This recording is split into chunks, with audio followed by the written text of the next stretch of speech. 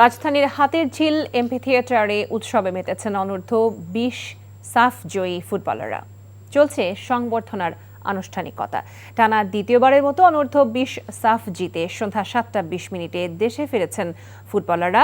এ সময় তাদের বরণ করে নিয়েছেন যুব ক্রীড়া মন্ত্রী আমিনুল হক ও বাফুফের কর্মকর্তারা। এরপর বিমানবন্দর থেকে ছাদখোলা বাসে করে হাতিরঝিল এমফিথিয়েটারে পৌঁছান বিজয়ী ফুটবলাররা। শুক্রবার ভারতকে টাইব্রেকে হারিয়ে টানা দ্বিতীয়বারের মতো শিরোপা জেতে বাংলাদেশ। বিজয়ী প্রত্যেক খেলোয়াড়কে ১ লাখ টাকা করে পুরস্কার দেওয়ার ঘোষণা দিয়েছেন বাফুফের ডেভেলপমেন্ট কমিটির চেয়ারম্যান নাসির শাহরিয়ার জাহেদি। আর উত্তর সিটি কর্পোরেশনের প্রশাসক প্রত্যেক খেলোয়াড়কে ৫০,০০০ টাকা করে দেওয়ার কথা জানিয়েছেন।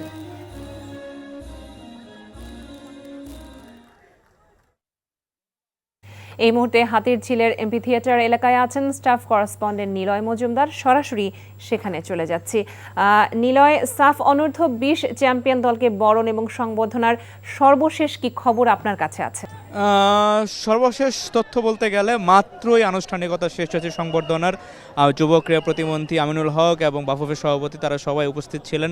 তারা জানিয়েছেন তাদের পরিকল্পনার কথা। সবচেয়ে বড় কথা যেটা বলতে গেলে সেটা হচ্ছে মার্ক কক্স জানিয়েছেন, বাংলাদেশ অনূর্ধ্ব ২০ দলের হেড কোচ, তিনি জানিয়েছেন এই ২০৩৪ বিশ্বকাপ খেলতে চায় বাংলাদেশ, সৌদি আরব। সেই টার্গেটটা করেই বাংলাদেশ এগিয়ে যাচ্ছে এবং সেই টার্গেটটা করে এই খেলোয়াড়দের তারা প্রস্তুত করে তুলতে চান।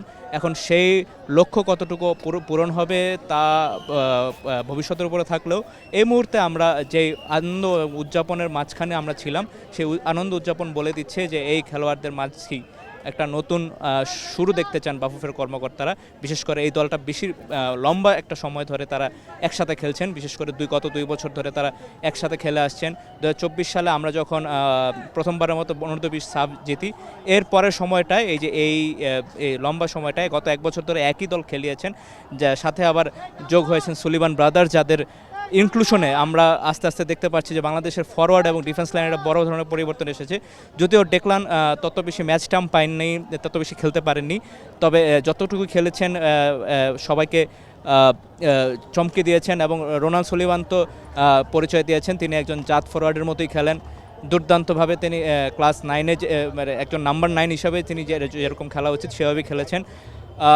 এই ছিল মাত্র যে উৎসব উদ্দীপনা যে মাত্র শেষ হলো, এই ছিল এখান থেকে হাতিরঝিল থেকে সর্বশেষ।